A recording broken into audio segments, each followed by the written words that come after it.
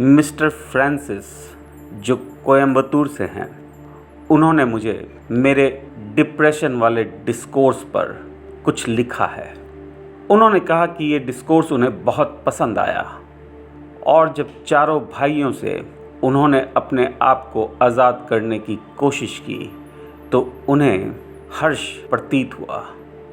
इस हर्ष का अनुभव अभूतपूर्व था, परंतु फ्रांसिस लिखते हैं कि ये ज़्यादा लंबा नहीं चला। कुछ ही देर बाद फिर से विचारों ने उन्हें घेर लिया, फिर से वही चिंताएं उन्हें सताने लगी और ये हर्ष खत्म हो गया। फ्रांसिस का पूछना है कि हर्ष और खुशी में क्या अंतर है? क्या हर्षों की श्रृंखला खुशी बनाती है? हर्ष क्षणिक होता है। यह कुछ टेक्निक से आप प्राप्त कर सकते हैं और उनमें से एक टेक्निक मैंने आपको डिप्रेशन वाले डिस्कोर्स में 4 यूनानी भाइयों के माध्यम से समझाई थी। ऐसी कई टेक्निक्स मौजूद हैं। लोग शराब पीकर भी आनंदित महसूस करते हैं, संभोग करके भी आनंदित महसूस करते हैं, किसी एम्यूज़मेंट पार्क में जाकर भी आनंदित महसूस करते हैं, परंतु ये सारा हर्ष क्षणिक होता है। हर्षों की श्रृंखला खुशी का निर्माण नहीं करती है। खुशी के लिए आपको बहुत वैज्ञानिक रूप से अपने आप को तैयार करना पड़ेगा और इसमें धर्म आपकी बहुत बड़ी सहायता करेगा। सनातन धर्म में जो सबसे पहला अवतार हुआ वो 4 कुमारों का था। उन कुमारों का नाम था सनक, सनत, सनानंद और सनातन। क्या मतलब है इन भाइयों का? सनक का मतलब क्षणिक है। हम कई बार कहते हैं कि सनक में आकर उसने ऐसा कर दिया। इंस्टेंटेनियस रिस्पॉन्स सनक है। सनत, सनत का मतलब शांत होता है, जो दीर्घकालीन है। ऐसी भावना, ऐसा अनुभव जो शांत हो, उसे सनत कहते हैं। सनानंद का मतलब है आनंद, मगर ऐसा आनंद जो आपके अंदर शांति और शुभ का लक्षण पैदा करता हो। ऐसा आनंद जो किसी और को प्रताड़ित करके ना आता हो, जो आपको तनाव से ग्रस्त करके ना आता हो, वो सनानंद है। और सनातन का मतलब जो आदिकाल तक चलेगा, जिसकी कभी मौत नहीं होगी, वो सनातन है। यानी ऐसी खुशी जो सनक है, सनत है, सनानंद है और सनातन है, इसी की खोज धर्म है।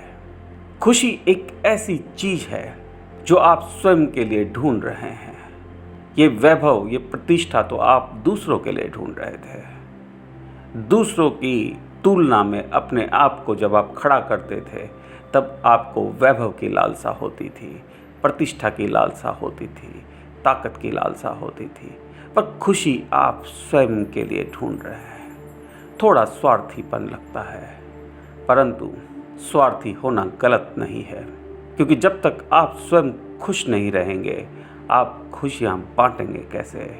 जहर के प्याले से अमृत नहीं बांटा जा सकता। जब तक आप अपने आप को जहरीला रखेंगे, तब तक आप अमृत नहीं बांट पाएंगे। तो स्वार्थी होना गलत नहीं है यदि आप खुश होना चाहते हैं। आपने लिखा कि आपको हर्ष का एहसास जरूर हुआ, परंतु वो क्षणिक था, वो टूट गया। रामायण इसे बहुत वैज्ञानिक तरीके से समझाता है। दिमाग को समुद्र के रूप में दिखाया गया है, उसकी लहरें, विचारें, और भगवान श्री राम ने एक पुल का निर्माण किया था।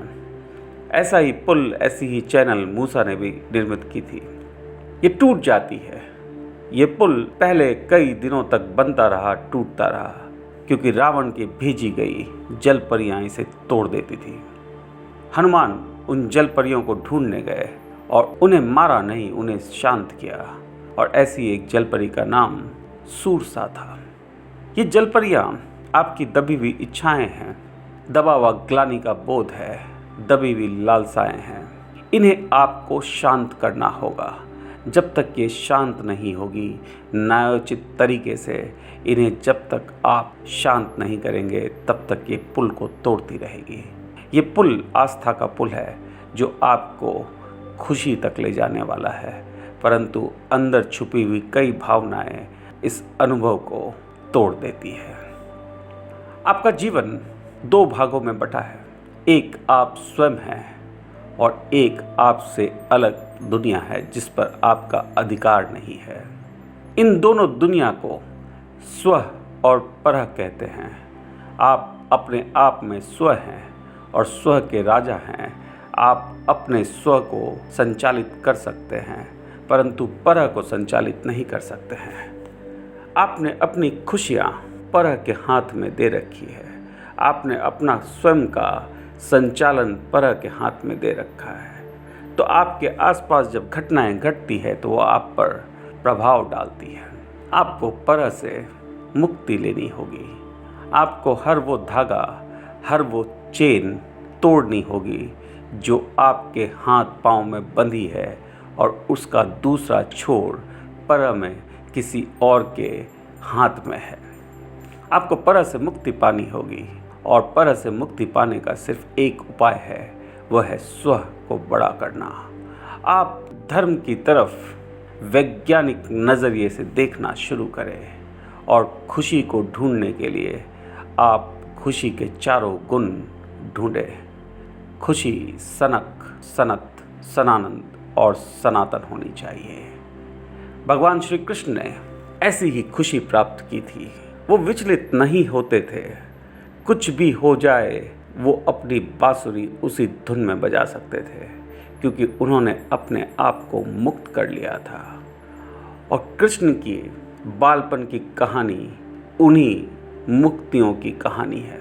उन्होंने अपने आप को बहुत सारे राक्षसों से मुक्त किया था, जैसे पूतना, सक्टासुर, व्योम और कई ऐसे। अगले डिस्कोर्स में मैं आपको कुछ ऐसे राक्षसों की बात करूंगा। ये राक्षस सिर्फ गुलामी है।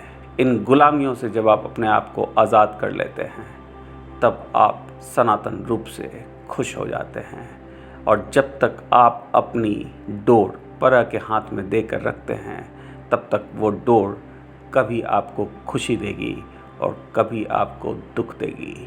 आपको इन डोरों को तोड़ देना है। आज के लिए इतना ही। धन्यवाद।